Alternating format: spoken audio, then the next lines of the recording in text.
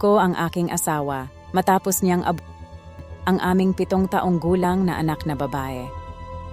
Ako si Tata Nisha Headman at ito ang aking kwento.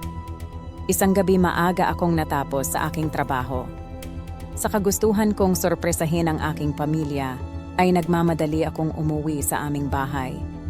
Pagpasok ko sa bahay, ay dumaan ako sa pintuan ng kwarto ng aking anak. Narinig ko siyang umiiyak.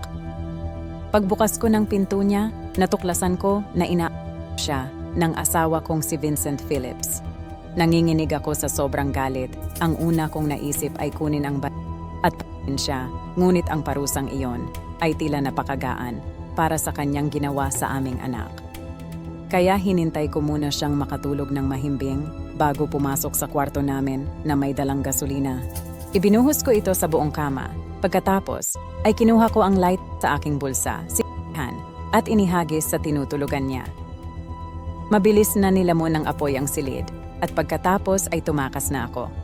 Kalaunan ay naaresto din ako, at sa kasamaang palad, hindi namatay ang aking asawa. Ngunit dinala siya sa ospital na may seryosong paso sa kanyang buong katawan. Nasistensyahan ako ng 12 taong pagkakakulong noong 2012. Pero hindi ko pinagsisisihan ang ginawa. Ginawa ko ang inaakala kong pinakamabuti para protektahan ang aking anak at ipaghiganti siya.